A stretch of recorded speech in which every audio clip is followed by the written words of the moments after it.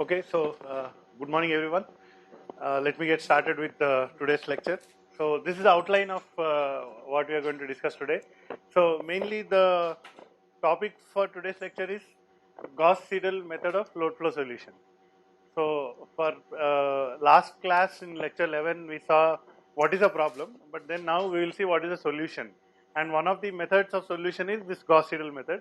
So we'll see what it is and all. So the the outline of the lecture is something like this. I'll actually this number one, number two, and one and two are actually the last class lecture. I'll just quickly review what I covered in the lecture 11. That is the first two. What is the equation and what is actually the problem? And then coming to solution, there are three actually. So maybe this is today's lecture. This one and this one maybe we'll cover in the next lecture. So the Newton-Raphson method and then fast decoupled load flow method. So like that. So shortcut is GS and then NR and FDLF. You see that. So today we'll see this Gauss-Seidel method, and then just to get the understanding of it, we'll solve some problems. So the simplest problem in the world is just a two-bus problem, and then how you will apply this Gauss-Seidel method to solve it. We'll just quickly look at that, and then next simplest is the three-bus problem, and then you can keep going. Then there are this. We'll try to. We may not have time to completely solve a five-bus problem in this today's class, but then we can just write down how to solve it, and then we can stop it there itself. And then normally this load flow problem, the size of it is very large compared to what we are doing with hand calculations. So the size of this problem may even go up to, the medium size is like 500 buses or 1000 buses, and then even there are large power network problems which can go up to even 10,000 buses of a model of a big power network. So this whatever methods we are learning, they are actually for computer implementation. However, as a power system engineer, you should understand how the computer program works. So therefore, we'll solve small size problems, two bus problem, three bus problem, just to understand what is the complexity in that. Later on with this, you can actually write a software program which can handle larger problems, but then that is beyond the scope of our course. But then as your hobby or interest, you can try to write a program for what we are seeing. So with that, I'd like to quickly review. So what are these load flow equations? So very simple. Many times you have seen the I is nothing but Y bus into V. So this is the matrix equations you have seen before also. So what is V? V is the V1, V2, V3 up to Vn, the voltages. And then what is this Y bus? You see bus admittance matrix, how to make it, you have seen many times. And then I is the current injected at bus K from outside. So if you take only the kth row of this, so this is the vector. So if you take only the kth row, I can write down Ik is equal to what? So it will be the kth row of Y bus multiplied by this V1. So it will be Y K1, so kth row first element into V1 plus Y K2, kth row second element into V2, and so on, Y Kn Vn. So this is very straightforward. Okay. So on the right side, I am having the power flows on the network. On the left side is the current injected into the bus K. So this is just expanding only the kth row of that. And then what is Ik? Current is nothing but complex power divided by voltage. So Ik I can replace as Sk conjugate divided by Vk conjugate. So this is the complex power injected at bus K. This is the voltage of bus K. You have to take the conjugate of both because that is just the relation. So I hope you understand this part. We have seen this before also. And then this is same. The whole thing is same. I can write it like this: summation of I equal to 1 to n y ki into vi. So this is what we call the first one. We have seen this in the last class. That is this one, load flow equations. Okay. On the left side we have the power injected at bus K and voltage of K, and then on the right side. So I'll write it down actually. So what is on the right side? This is the power flows uh, at bus K into the network. Okay, so at bus K, how much power is flowing into the network to different lines? So that is on the right side. What is this side? It's actually current flows, not power flows. So because Y into V is current. So whereas what is this one? This is nothing but current injected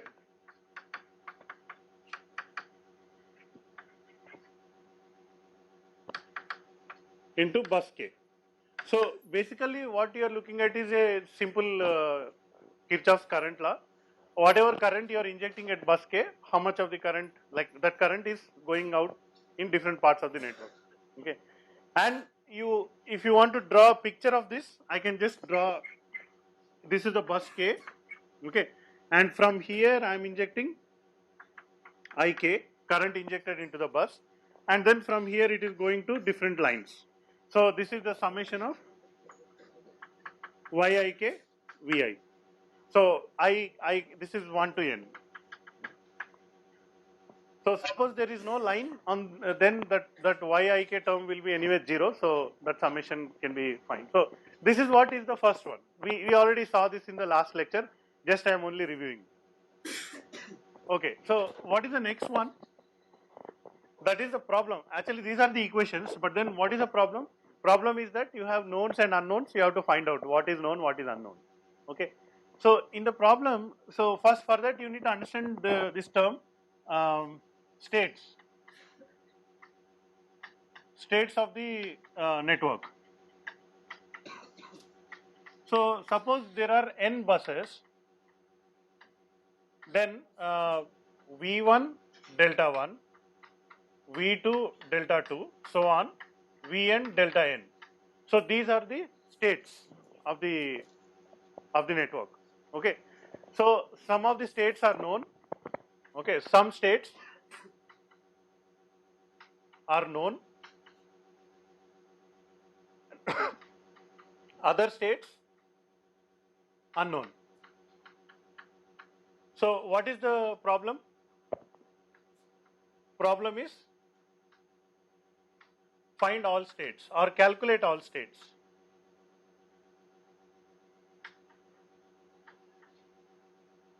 So this was the problem. Again, in the last class we saw this one.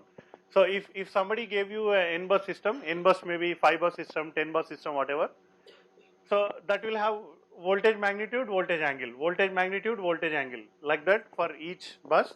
All of them are called states, and then some of the states you already know, some of the states you don't know.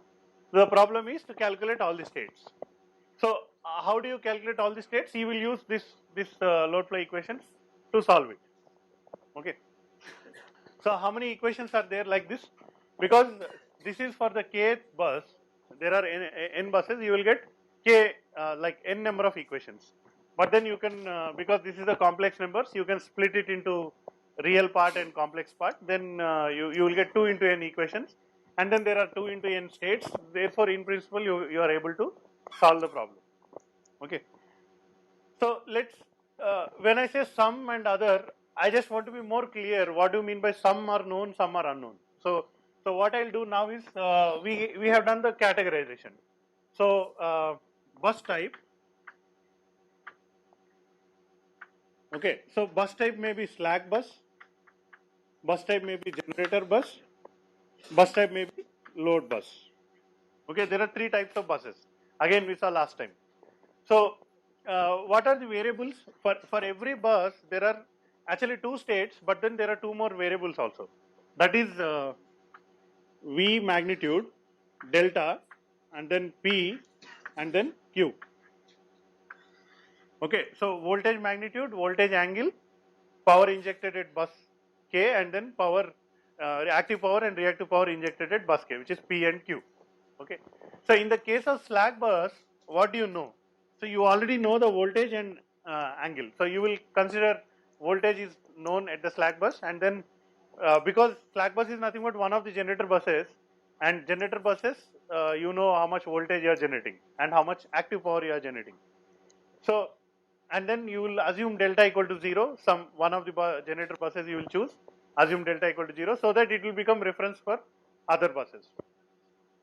So whereas these two are unknown, you don't know what is P, you don't know what is Q for the case of slack bus.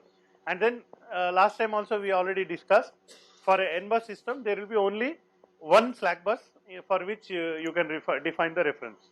Okay, you cannot define more than one slack bus uh, because you want to give only one reference delta. Now generator buses, you know how much voltage you are generating, you know how much power you are generating, but you don't know what is going to be the angle, you don't know what is going to be the Q value for that generator bus. Okay, this also we saw last time. Similarly, load bus, for the load bus, you know how much is the P and how much is the Q. Okay, you know both P and Q values, whereas you don't know what is going to be the voltage, what is going to be the angle of the voltage for that particular bus. Okay. Now, there is one thing. Suppose what will you do if there is a bus, there is both generator and load, both are there. Then what will you do? So consider like this. So there is a bus. So there is a generator and then there is a load also. So what might happen is this may be generating some power, and then some of the power is locally consumed, and then the remaining power is going into the network. Okay, or the load may be more, then the generation may be less. So all the generator power is consumed here, but more than that the load is more, so some of the power is coming from the network side. So there may be lines like this. From different buses the power may be coming in. Okay, in that case, what category will you take for the bus type? Uh, Actually, it is not like that. So, like one answer he is saying is, if the load is more, then it becomes a load bus, or if the generation is more, then it becomes a generator bus. No, that is not the solution. The answer is that it will be taken as a generator buses. So this is also nothing but equal to generator bus.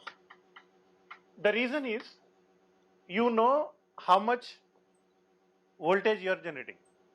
Because there is a generator bus and then I set the voltage point for the generator, the V is known, okay, that is known. Delta you don't know. What about P? So you know how much power is consumed here and you know how much power is generated here. You can take the algebraic sum. It may be positive, it may be negative, power injected. But then P is known. Now Q is only partially known. You know this Q, but you don't know this Q. Therefore, the net Q you don't know. So I can put the Q is not known.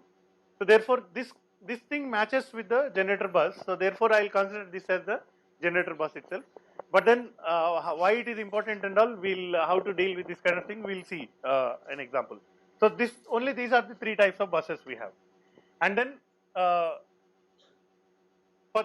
far as the states are concerned, only this column and this column is the states, and then only three unknowns are there here. If there is a three bus system with one slack bus, one generator bus, one load bus, which you are going to see, there are three unknowns. So I have to set up my load flow equations and solve this, and this. Then I am done.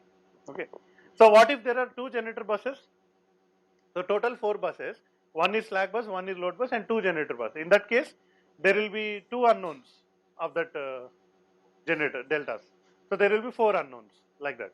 So the more generator buses are there, the more delta unknowns will increase, and the more load buses are there, the more of V and delta unknowns will increase. So we'll see that. Okay.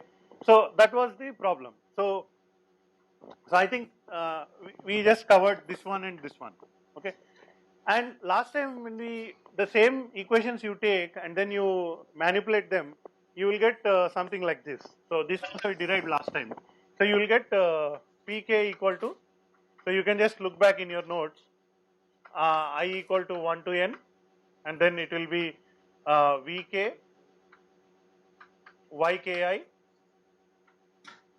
and then Vi, and then cos of delta I minus delta k plus theta ki, and then qk equal to minus of I equal to 1 to n vk yki vi sine of delta I minus delta k plus theta ki. So these two equations we got for k equal to 1, 2 up to n. So 2 into n, so we got 2n equations last time. Okay. This one we did in the last lecture. So this and this are both same. So you can see that. So you can write Sk is Pk minus Jqk minus because there is a conjugate, and then V you can take the other side. So V will multiply with Y, and V you can take inside this summation, and then because there is a conjugate, the angle of V will be negative. So you can see the angle that delta K is negative, delta I is positive. So this is the angle of this, this is the angle of this, this is the angle of this. So when you multiply complex numbers, you add the angles, but then you put minus sign because this is a conjugate. So just these two are same. You can actually see it and derive it yourself. And then you got cos because it's a real part, and then you got sine because it's a reactive part, and then there will be a minus because the S itself has a conjugate. So this one also we saw in the last lecture. Okay. So here we stopped in the last lecture. We tried to write down this kind of equations, and then we found that these equations are non-linear, and then you are getting all this sine and delta and all. Okay, the number of unknowns, number of equations equal to number of unknowns. That condition was matching, but then since it is not a linear kind of equations, it was very difficult to solve this kind of thing. So these people, Gauss and Seidel, they suggested a easier way of solving, but then they are actually from the mathematics field, so they are not like the power system problem they want to solve. They given one general equation for the mathematics field. Then later on, some people said, oh, this mathematical technique, Gauss-Seidel method, can be used for solving the power system problem. So somebody found out that, and then they started using that. So today I'll just describe that. It is actually quite interesting also. Okay, so what I'll do is I'll just explain this part. So what is the Gauss-Seidel method, and then we'll solve some problems with that. So I'll go ahead with that.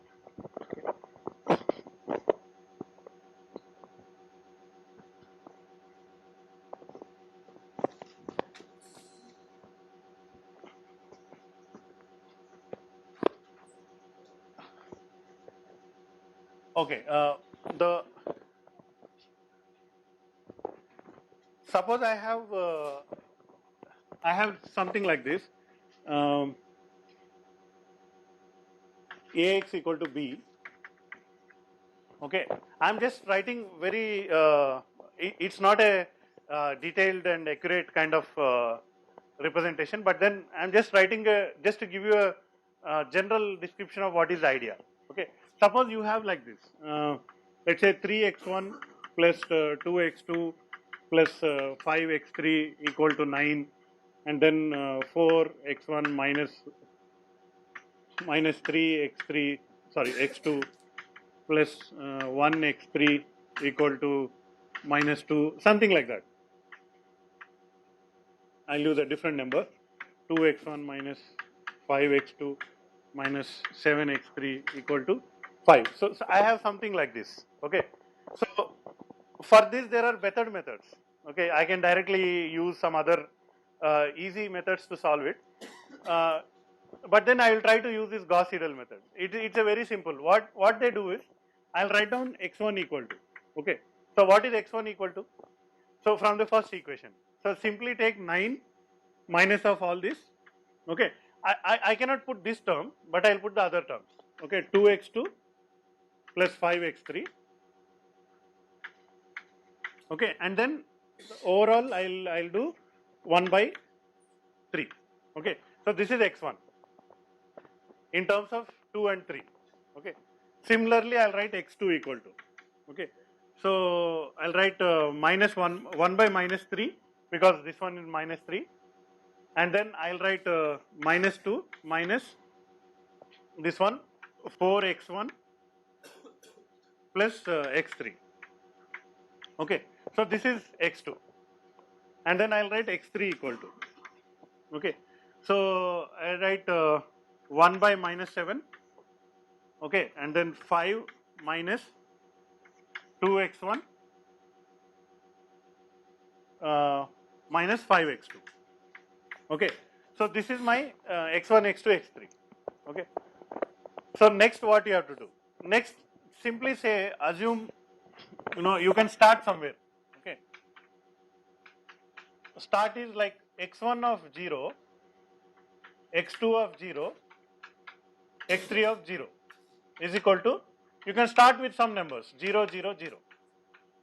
Okay, this is the 0th iteration, starting values, I assume 0, 0, 0. Or you can take 1, 1, 1 or some numbers you take. Okay, so you know this one, so you substitute this in the right hand side. Then you will get the left hand side, x1, x2, x3.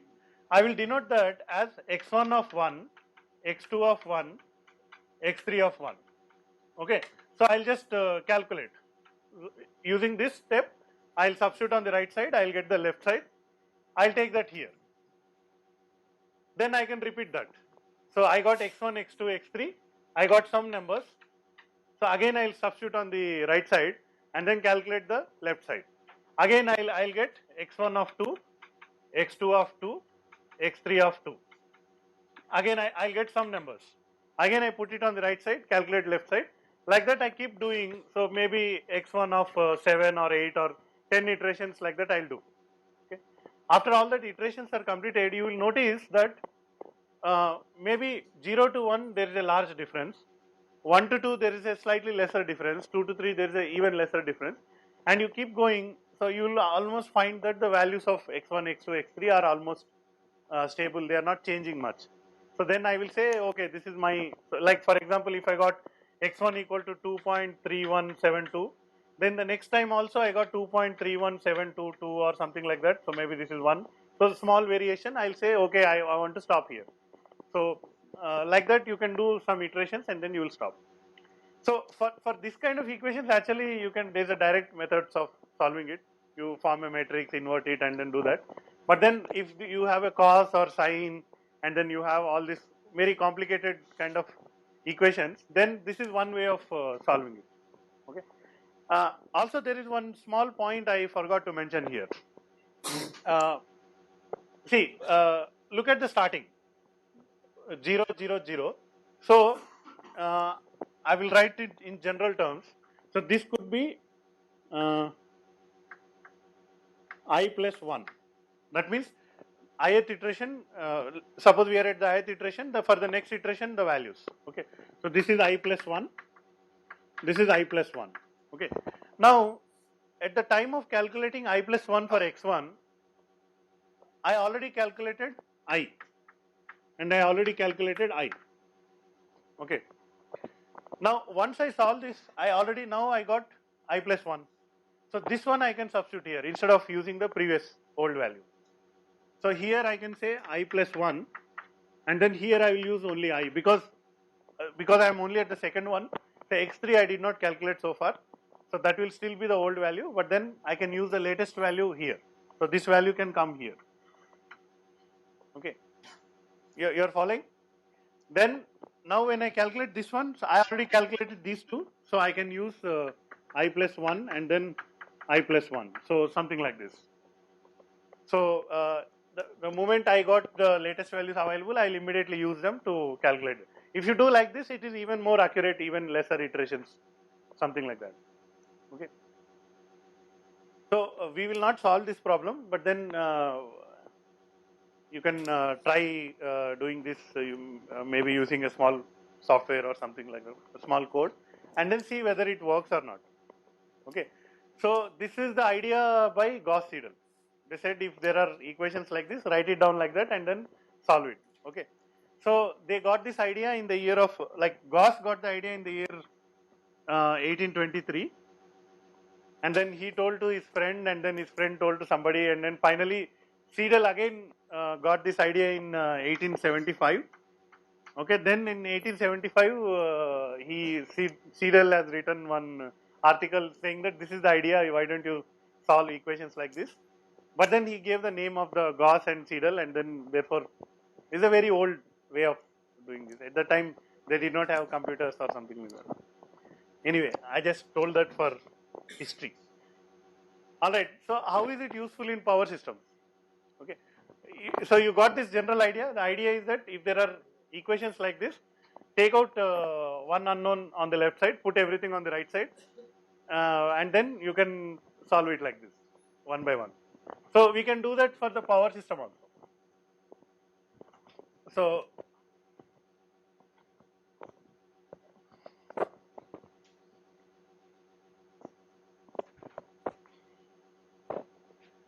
see, again I go back and then write this equation.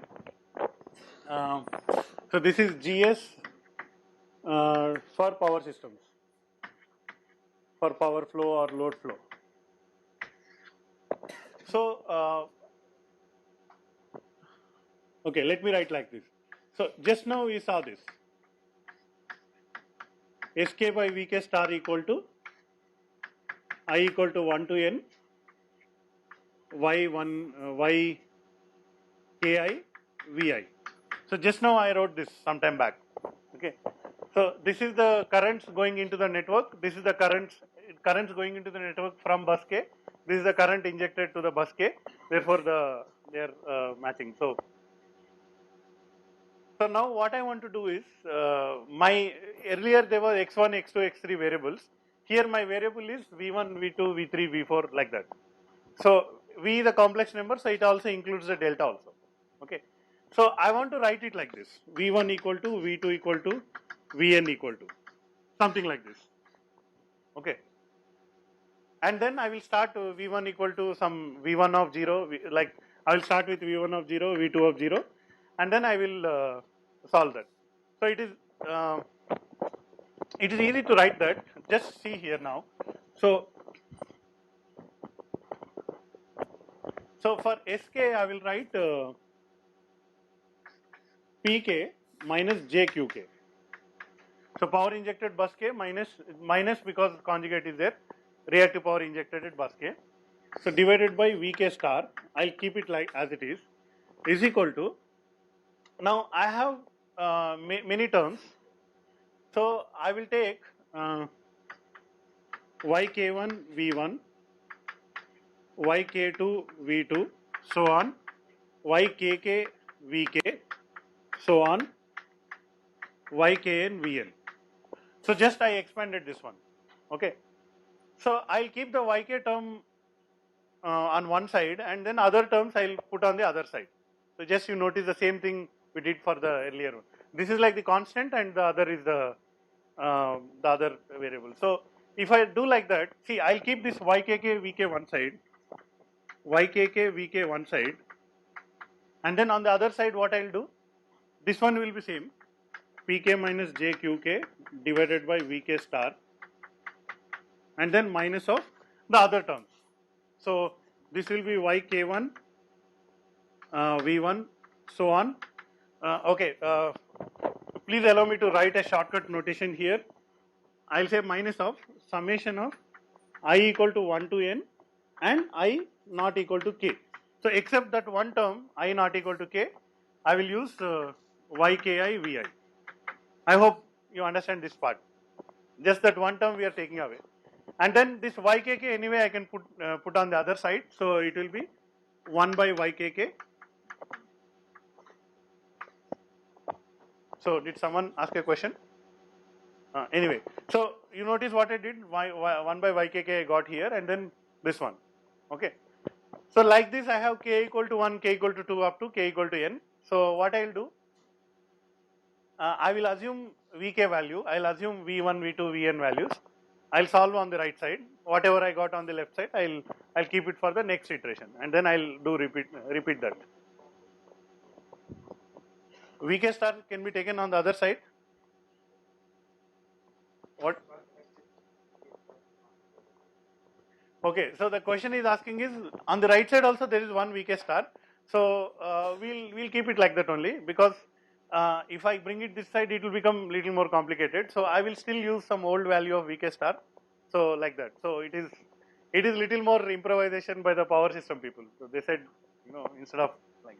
So I hope you notice the similarity between the previous one and this one. So this is our actually representing our B, and this is our representing our A value, that matrix value, and so on. So anyway, so in order to solve Gauss-Seidel method, this is the equation that you should use. Okay.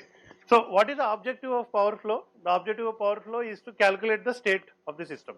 What is the meaning of calculating the state? Find out V1 delta 1, V2 delta 2, and so on up to Vn delta n. Therefore, this is nothing but the state itself, Vk. So if I write the proper number of equations and solve it, then I'll be able to get that. So shall we quickly look at one problem? That is the Gauss-Seidel method. So I'll just look at the simplest problem possible, just two-bus system, and then see how to solve it. Okay. So maybe I'll write the problem here. So or here itself.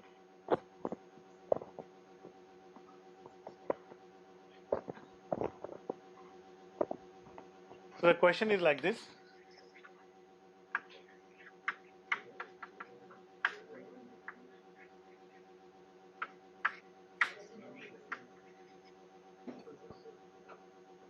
Okay, this is bus 1, this is bus 2, 0.1, and then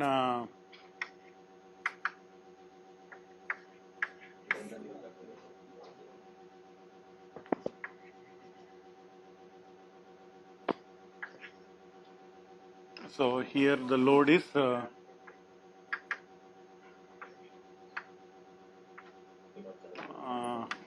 unit.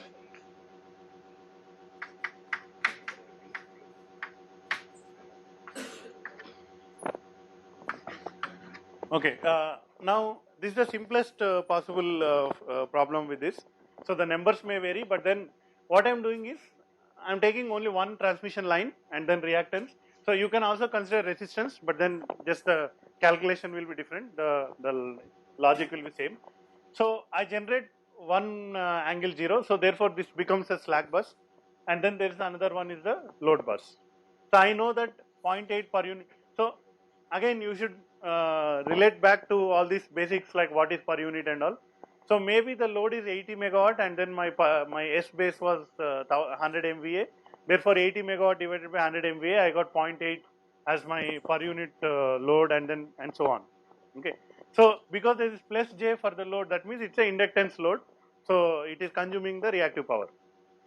And the reactive power, maybe if the base is 100 MVA, that means 50 kVAR is my reactive load, and so on. That you understand. So similarly, all these things are in per unit. Okay. So I'll keep this. So bus 1 and 2, and then type. What type of bus it is? So this is slack bus. This is load bus. So V delta PQ. Okay. So V is 1, delta is 0 degrees, 1.0 per unit. And then this one I don't know, this one I don't know. This one I know 0.8, J 0.5. Now notice one thing. This is the power demand consumed at that particular bus. And our terminology, what is P? Power injected into the bus. Okay. So how much power am I injecting into bus 2? It is actually withdrawing from the bus 2, consuming or taking out from the bus 2. So injecting means I should put a minus sign here. Okay. Because it's a load bus, in the question they will give you like this, 0.8 plus J 0.5 load consumed. But according to our notation, it is injected. So you have to put a minus sign for the load. You just be careful about that. Now, at this P and Q, it's not required, this one. See, in fact, you will actually know how much power you are generating because it's a generator, you know. But then that information you don't require here. Okay. So now I'll ask you one question. Okay. So Vk. So here k equal to 1, k equal to 2. So do I have to write k equal to 1? So do I have to write this equation V1 equal to like this? I don't have to write it because it's a slack bus. The state is already known. The state V1 is known, Vg delta 1 is known. Therefore, I don't have to write V1. But then second one I have to write V2. So according to this one, what is V2? V2 is equal to 1 by Y22 because K is like this, and then here it will be P2 minus JQ2 divided by V2 star, okay, minus Y21 V1. That's all. So this is my single equation for this system because there is no other buses. Okay, I equal to 1 to 2, but then I not equal to 2. So therefore I equal to 1 itself and then only one term and with a minus sign. So I have to just keep solving this. Okay, so I will start with, so now I'll delete this.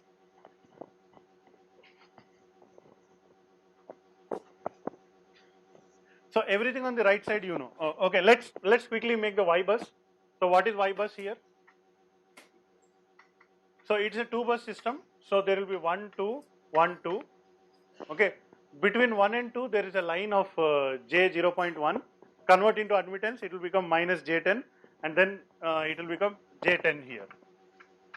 You have to remove that minus J10, and then this will become minus J10 here, and then this is minus J10. So this is the Y bus. Okay, again don't ask me how this Y bus is coming. We have seen that in clear detail. So you should be able to do it just by observation. So now I will substitute everything.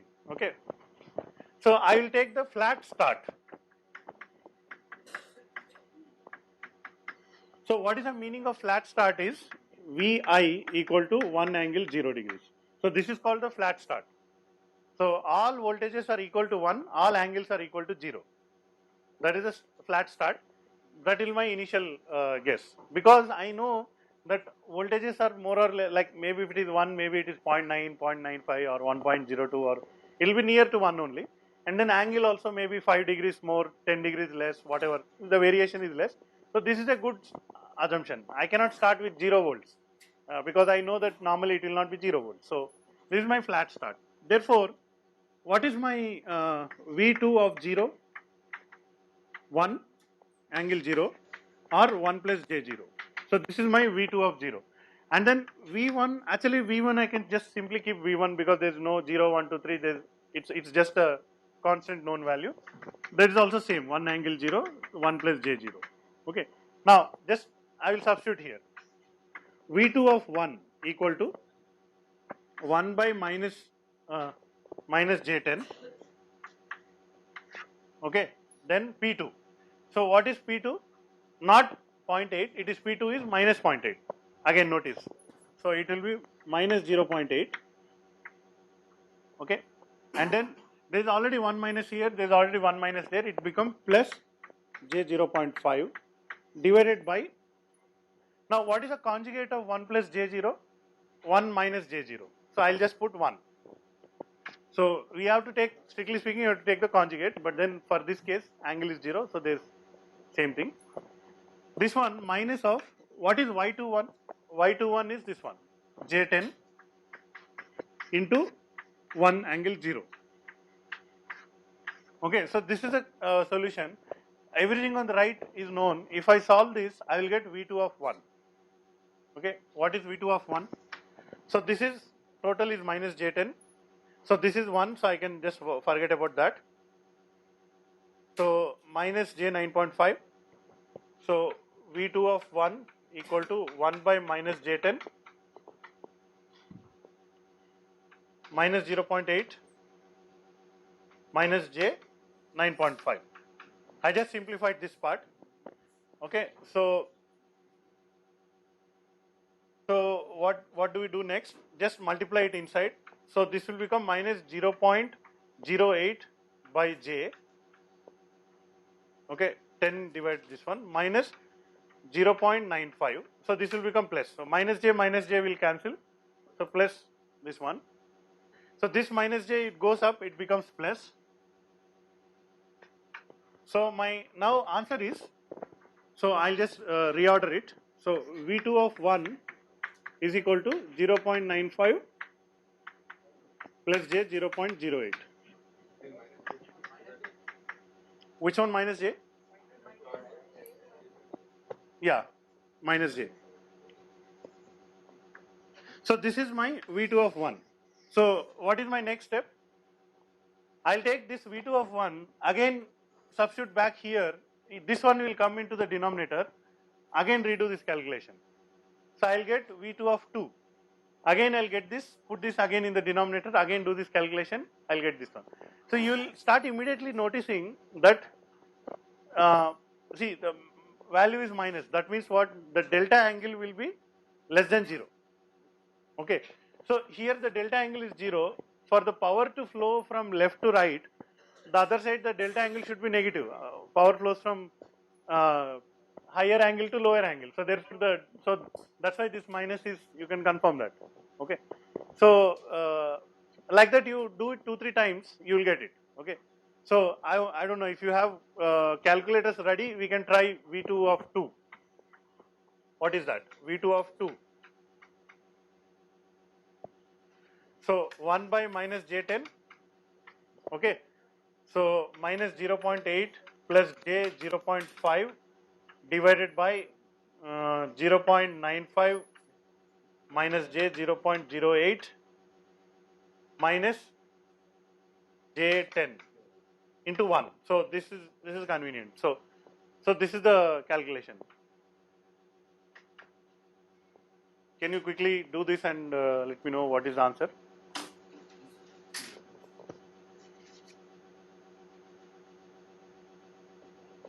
What? So this is V2 of 2 using V1 of 1 here. Oh, again notice there is a conjugate here, so this will be plus. Okay, there is a conjugate in the denominator. Okay, so this is conjugate. So this will be plus. Okay.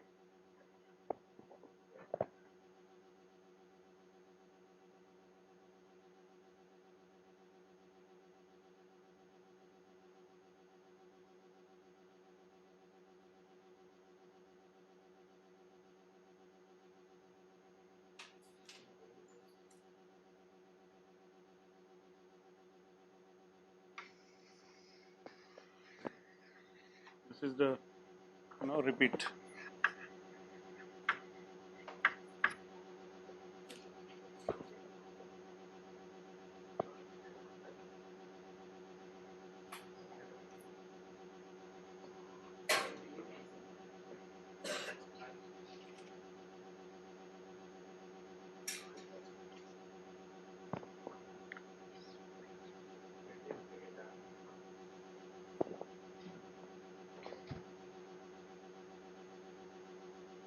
So did someone calculate this one?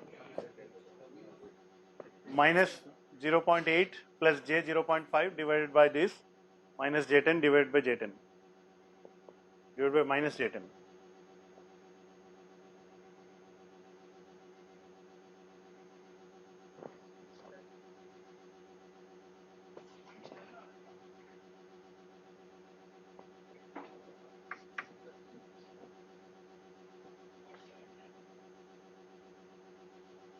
See, I can write it like this.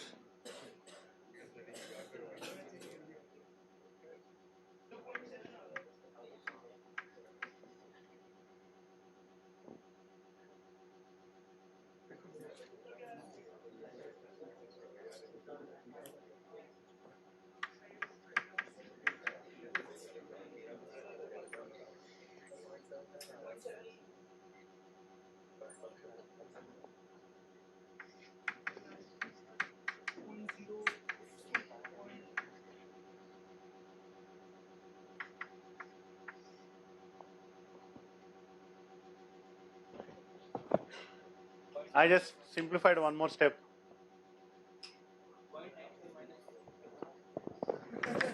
0.94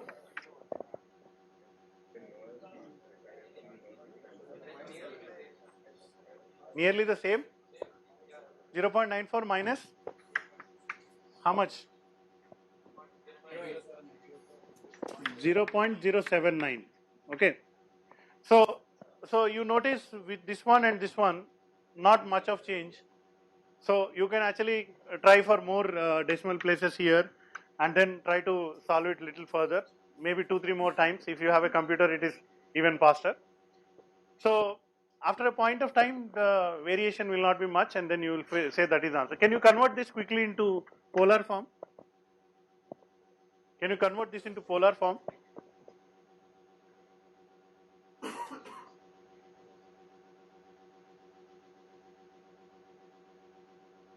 Can you convert this into polar form?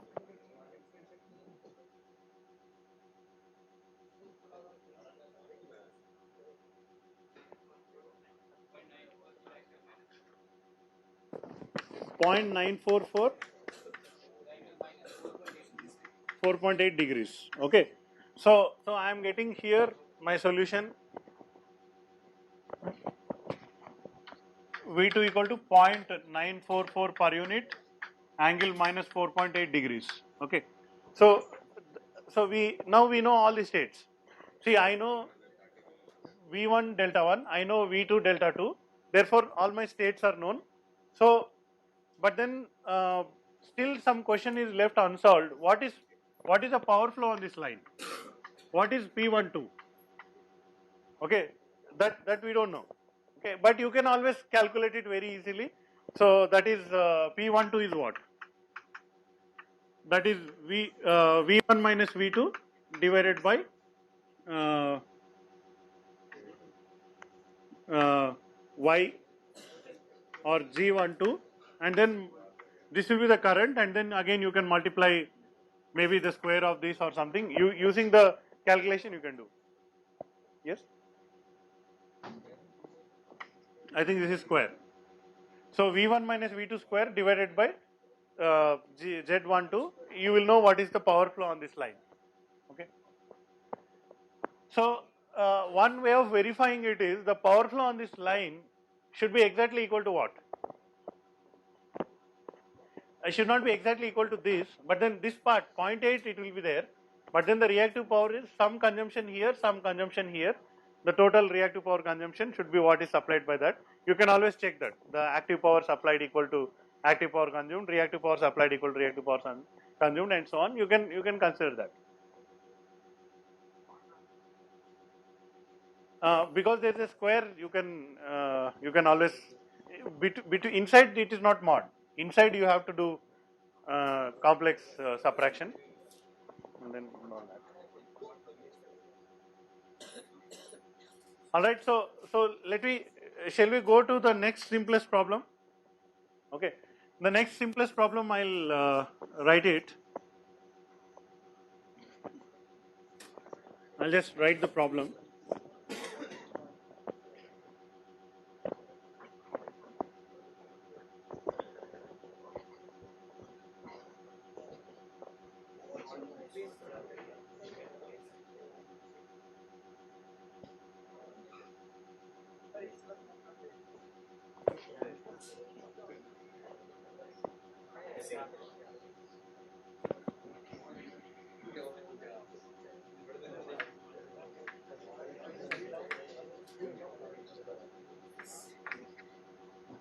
All right. So here V3 equal to 1.0, and then I don't know what is the delta, and then P3 equal to 0.5 per unit. Okay. So the next question is like this. I'll say J 0.2. Okay. So now notice here, I have extended the question. This is the next simplest problem, but then there will be some, you will notice that it is not that easy, slightly difficult. So just see how it is. So I have 3 buses now. So I'll write down here. So this is my data. So third bus is a generator bus. So what is happening is the load is 0.8. 0.5 is coming from this side, the remaining 0.3 will come from the other side. Okay, that is kind of understood. And then I don't know how much reactive power is generated here because I am maintaining a voltage of 1.3. So this is the data. All generator buses, you know voltage and power. You don't know the delta and Q. Okay. Okay, now still our first is slack bus, so 1, 0 degrees. I don't know what is P, I don't know what is Q. Second one, load, I don't know what is the V2 delta 2. And then this one is minus 0.8 and this is minus 0.5. Okay. Then here I know the V. Again, V is 1.0, delta I don't know. And then this will be plus 0.5 because this power is injected into the bus, and then I don't know how much is the Q. Okay. So is that clear here? So these are my unknown state variables. Okay. So if I write it, unknown states, that will be V2, delta 2 and delta 3. So out of 6 states of the system, because 3 buses there will be 6 states, 3 states I know, 3 states I don't know.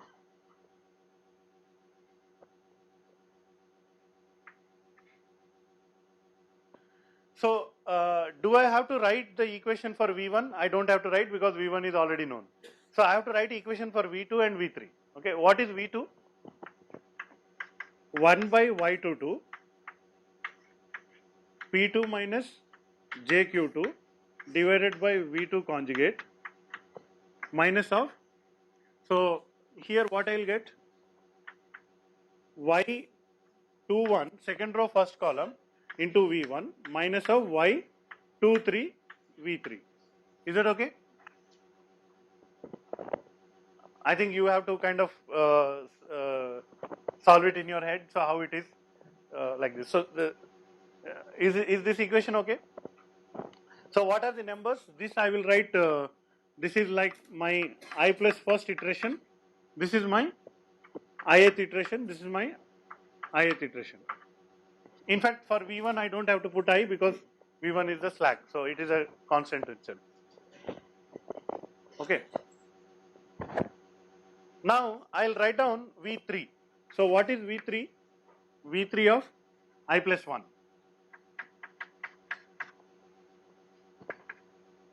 1 by Y33. Okay.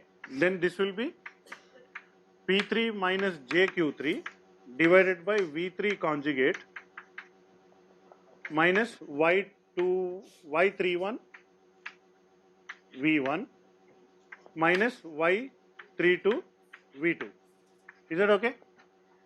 So because I already calculated I plus 1 here, I can utilize that I plus 1 here.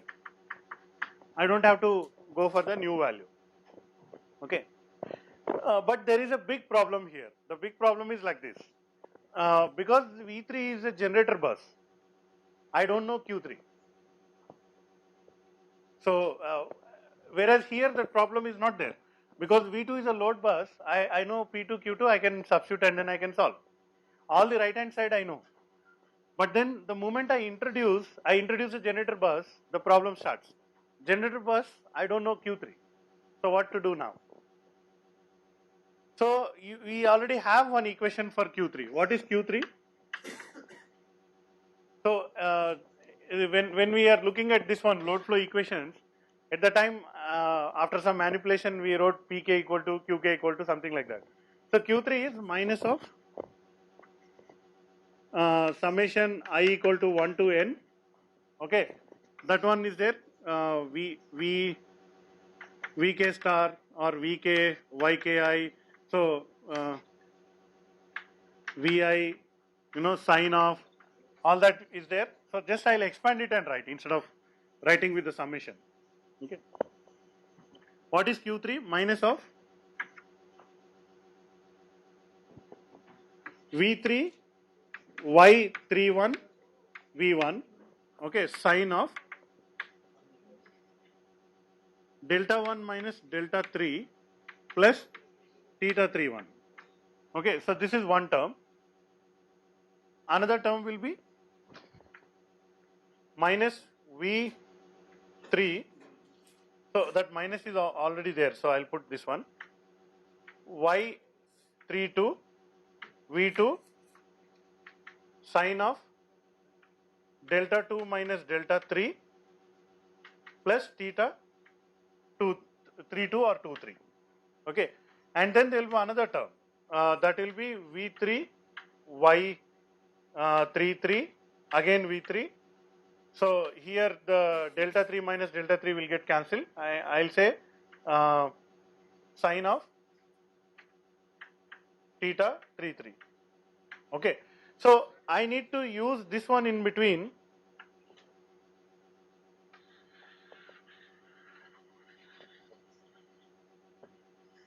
I need to use this one in between so that I'll calculate Q3. That Q3 I will substitute here. And P3 already known, Q3 already known, so V1 already known, all these things already known, I can solve it. Okay.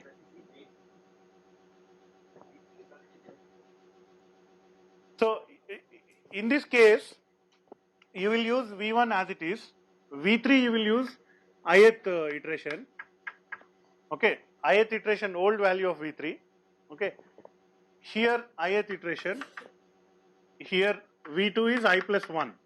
Notice I just calculated V2 of I plus 1, so that I can substitute here. Delta 2 of I plus 1, delta 3 of I itself, the old value of I. This is anyway constant. This is V3 of I, V3 of I, and then this one anyway constant. So again you got just now what I did. So in order to calculate Q3, I have to do all these things, but then in between whatever new values are known, I'll just put it and then solve it. Okay. So you want to try it now?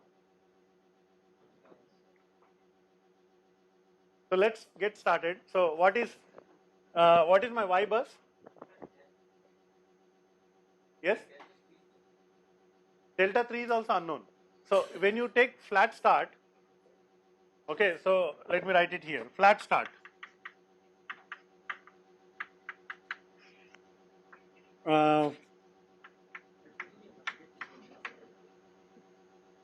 V1 delta 1 equal to 1 angle 0 degrees. V2, sorry, I just got what you said.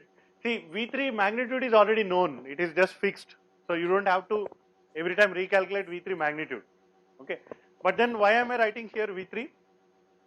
So this is a complex number. So its magnitude may be 1, but then its magnitude and delta will keep changing. So this anyway you have to calculate. So its angle will keep changing.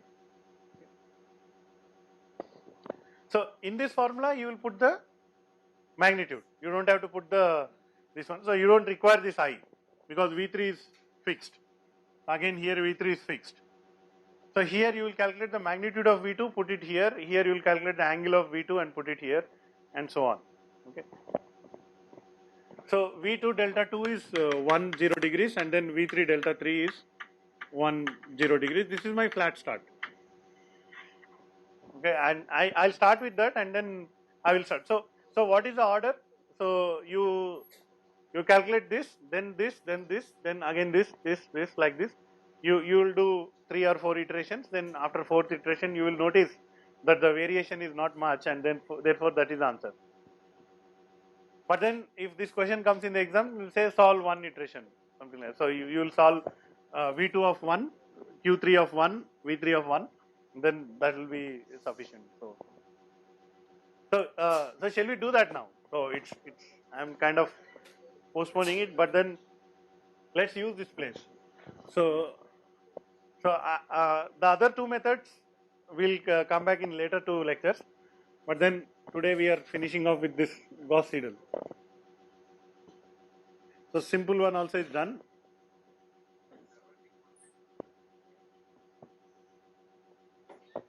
Okay. So what do we do now? How do we start the calculation? So Y bus. So let me draw the Y bus here.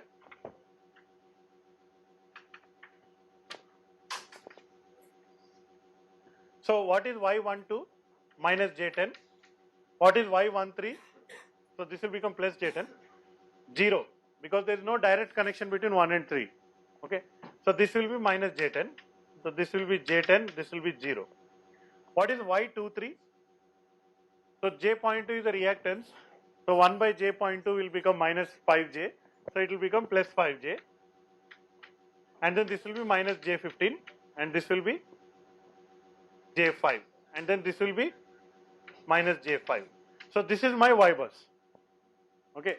Minus J10, J10, 0, J10, minus J15, J5, and so on. So how do I get the V2? V2 first iteration is what? 1 by Y22, that is minus J15. And then what is the P2 minus JQ2? So minus 0.8 plus J 0.5 divided by V2. What is V2? Because I am taking a flat start, so it is 1 minus J0. So this is V2 conjugate. Okay. This is the first term. Then minus Y21. What is Y21? J10. And then V1. So that is just 1 itself. And then minus Y23. That is J5. And then V3. V3 is 1 angle 0 degrees. So 1 plus J0. Okay. So this 1 by J15 applies to this. If you solve this entire thing, you will get some value of V2 of 1. Okay.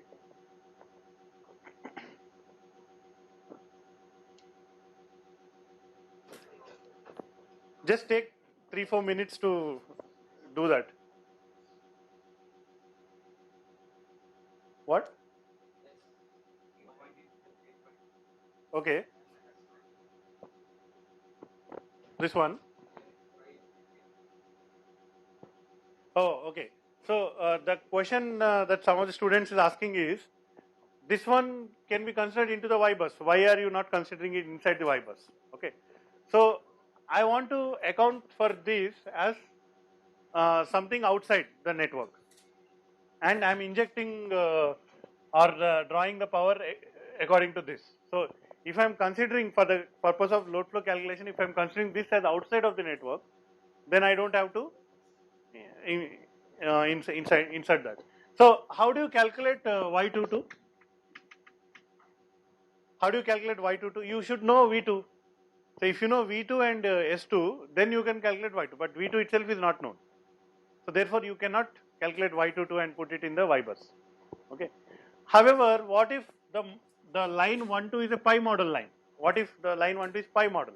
So there will be a capacitance here. There will be a capacitance here. So that value will show up in the Y22 term and then Y11 term.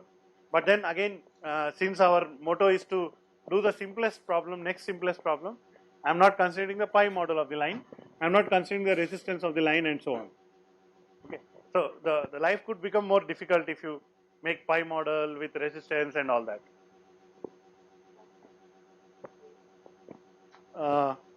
What is that? 0.96 minus J 053. So it looks correct because magnitude is slightly less, therefore the voltage magnitude is less, therefore reactive power will come there, and then the angle is also less, so active power also will come. Looks correct. So let's keep it like that. Then how do you calculate Q3? Can you please convert it into polar form? Can you convert this into polar form?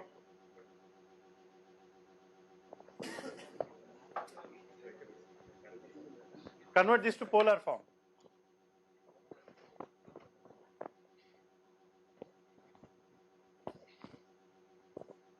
Oh, Y bus we need.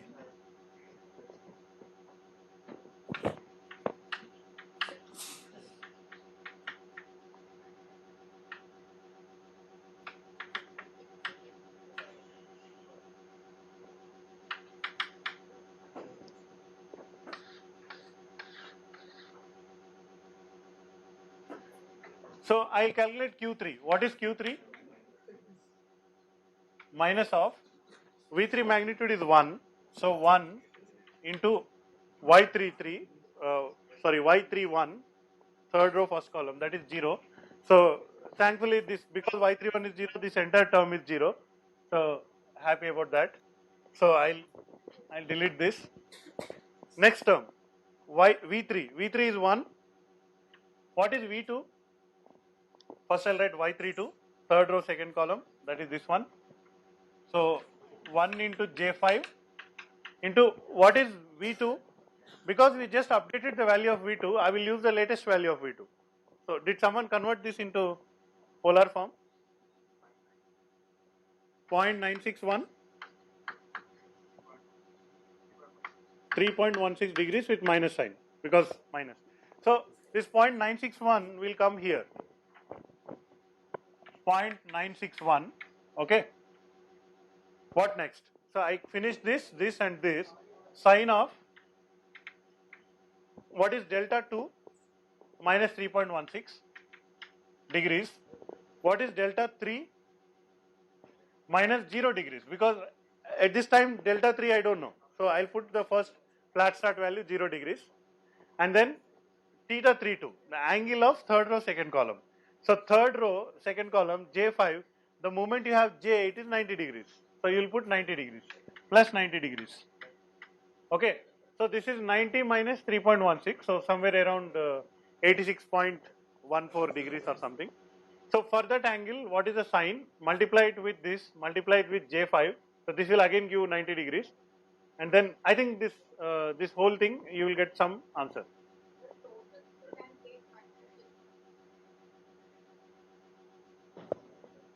What did you ask? Total?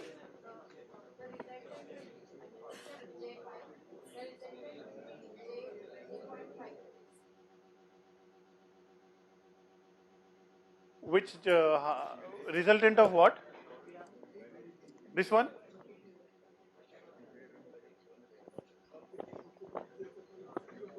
See, you can just calculate it and see. See, sine of 90 minus 3.16. How much is that? 86.14 degrees. Sine of 86.14 degrees multiplied by 961 multiplied by J5. And then overall give one minus sine. So what is that?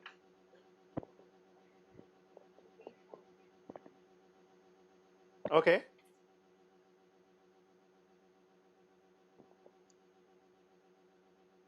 (86.84) sine multiplied by 961 multiplied by J5. What is the calculation? What, only 5? I think yes, you are right. So in this formula, this Y32 is the magnitude of 32. So this J is not required. You are right. So in this formula, these are all magnitudes because we are writing it like this. So J is not required. Thanks for the correction. So what is this? 5 into 0.961 into sine of, no, it's a straightforward calculation. What is that? So did I take all the terms? Did I take the third term? What about this third term? Okay, again I am happy. So sine of 90, why is it 0? It's not 0. See, this is sine 90 is 1, V3 is 1, 1, so Y33, that is 5. Should we take minus 5 or 5? See, if you take the angle as plus 90, then you have to take magnitude as minus 5. If you take the angle as minus 90, then you have to take the magnitude as 5. So in both cases you will get minus 5, so be careful. So the whole thing is minus 5, isn't it? 1 into 5 into 1 into sine of minus 90. So this whole thing is minus 5. What?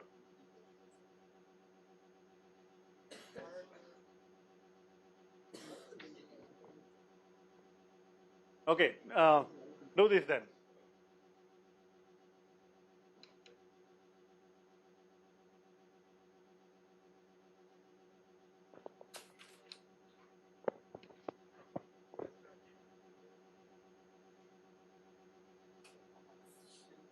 So what is Q3?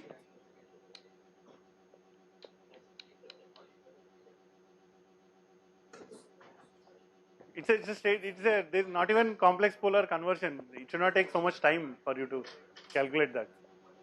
I think everybody is waiting for someone else will calculate, and, and then nobody is calculating.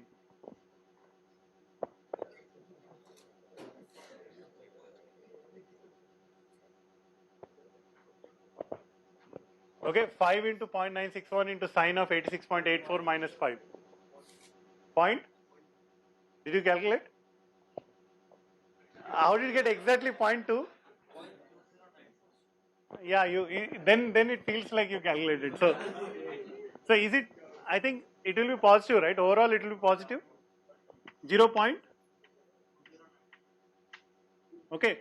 So now notice. So let's call it 0.21. Okay. This is in per unit. So notice that the reactive power injected at bus 3 comes positive. That means there is a generator injecting reactive power also into the system. Okay. So what is my total demand? Total demand is J.5. There is some consumption here and here. So, but then this 0.2 will contribute for that. Okay. So now what do I do next? Because I now calculated this 0.21, I'm now ready to do V3. So what is V3? So I'll write it here. Okay, 1 by Y33, that is minus J5. So here it is a polar form. Okay. Then what is P3? Already known, plus 0.J5. So minus JQ3 because this is a conjugate. So now this plus will become minus again. So minus 0.21 divided by what is V3 conjugate? So 1 plus J0 or it will become 1 minus J0. So this is V3 conjugate minus Y31. 0, so this term is gone because there is no direct connection between 3 and 1. Now look at this term, Y32, third or second column, so J5 multiplied by V2. So V2 I will write this one, the above one I will write 0.96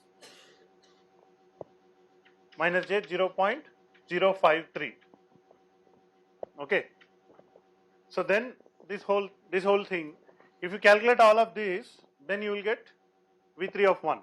So again, I'll request the calculators to calculate. So we'll just do only one iteration.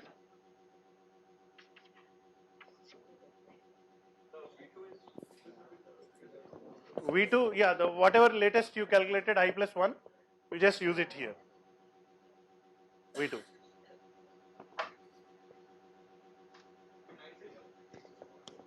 This one 0.96 minus J. So slowly someone like, don't wait for others. So you only start calculating. No, we still have time. So just take a couple of minutes to do this calculation.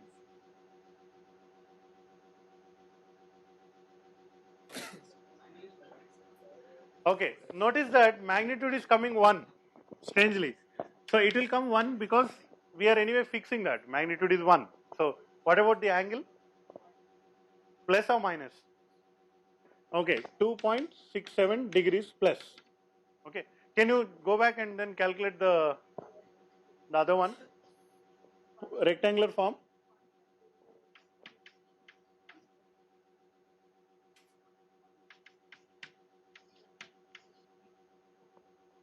Thank you.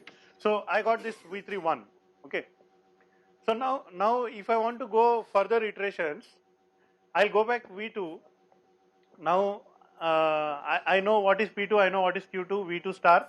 So this older V2 I can take conjugate and then I can repeat this. So I already have V3 value. Then I have to update Q3 also. The Q3 will be new Q3 because V2 itself is changed. Then again I calculate V3. So I'll do this up and down like this. So after a while you notice that these are not changing much. So that will be your final solution. So let me put that down in the circuit diagram, so we'll get a feel of it. So this is angle is 2.67 degrees. Okay, this is not very clear to read. 2.67 degrees. This is plus, and this angle is minus 3.16, and then this is 0.961. Okay, so so now I know all the states. Okay, so this one I know, and this one also I know. So the like that you keep repeating, and then you will get final state values. Okay, so normally it will take 4 or 5 iterations if you want to solve it for a reasonably large system, so that this variation is like 0.001 kind of variation. It will take 4 to 5 iterations. So this is more suitable for writing in a software and then solving it. Okay. P3 we use here. Q3 we are calculating every time. One time, so for V3 here it gets substituted. We are doing that. See, I don't understand your question. See, every iteration we have to calculate Q3. It will keep changing. So Q3 of I plus 1. So will be equal to that. Next time you will get a different Q3. So next time, actually this is not accurate. Maybe it will become 0.22 or something like that. Sorry. All right. So what I want to do next is we have a difficult problem with fibers. Obviously, we're not going to write the equations or anything. I'll just give you the general plan for solving that, and then that will be just like a revision of what you have done today. Okay. Shall I go ahead with the next one? No, we are not solving anything. It's just writing down what is the plan. So you don't need calculator for this. That's what I'm saying. You don't need a diagram also.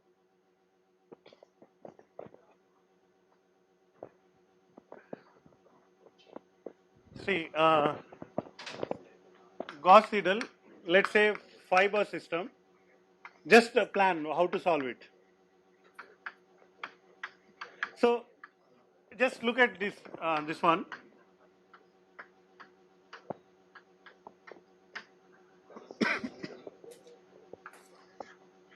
Okay, so type.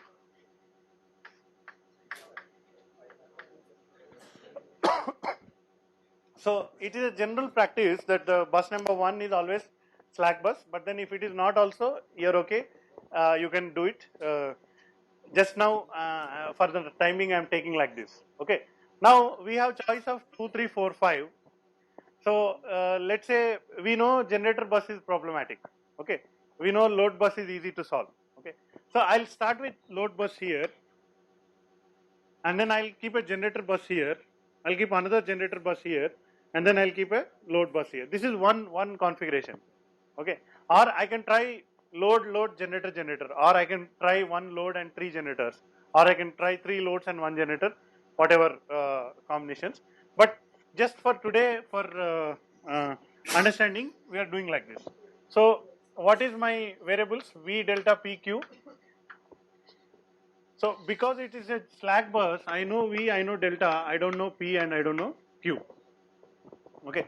So like this. So I don't know these two, I know these two. Okay. Here I know V, I know P, I don't know delta, I don't know Q. Here same thing. And then for load again, I don't know voltage, I don't know this one, I know all these things. Okay. So if I write down known states, unknown states.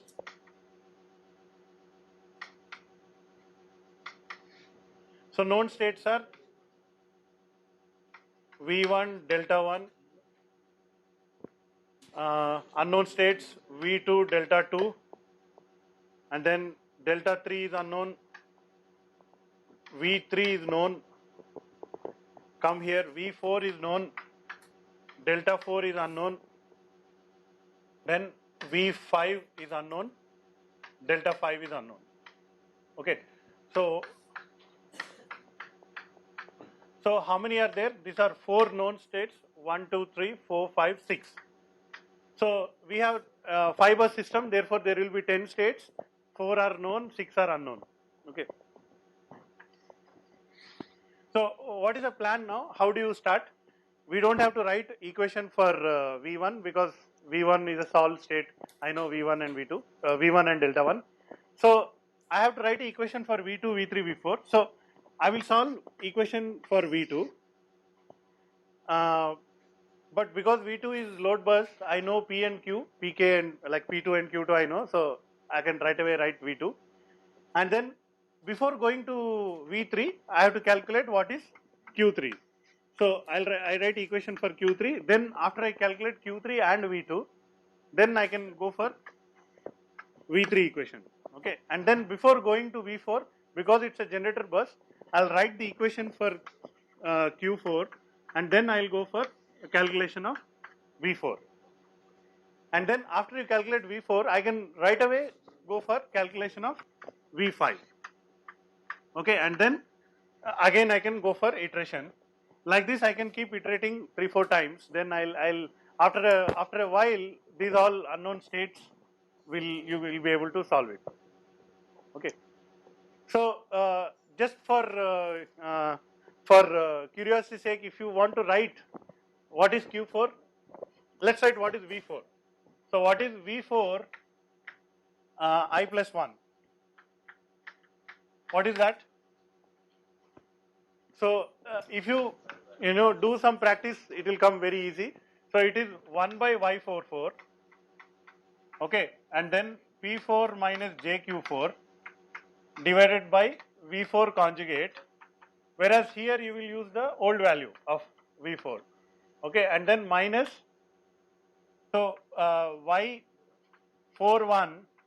V1 minus Y42 V2 minus Y43 V3 minus Y44 will not come, Y45 V5. Okay. So, but since we are calculating V4 in this iteration, I will already know what is I plus V1 is anyway constant. So V2 I plus 1 I will already know. V3 also I plus 1 I will already know. Whereas V5 will be still I, whereas this V4 also will be still I. So this is like one thing for this one. Like that, V5 there is another equation, Q4 there is another equation, and so on. Okay. So in this Q4 was unknown, but then using this you are calculating Q4 and then you are substituting and so on. So like this you keep doing. This will be your solution, Gauss-Seidel method for 5-bus system. Okay. Now imagine a 10-bus system or 100-bus system. Same thing. It's just you should know which. So there will be a for loop for k equal to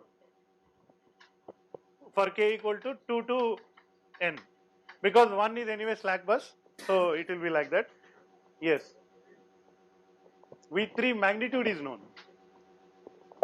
So V3 magnitude is known, but then in this equation V3 is a complex number. So therefore you have to still calculate. So that's what happened last time. So V3 was still generator bus. Okay. So here I think with this I'll stop here. So obviously there won't be any big problem to solve and all with this kind of thing. That itself will take 1 hour. So at least you should know the plan, then you can solve it. So that was my idea. So you repeat this. So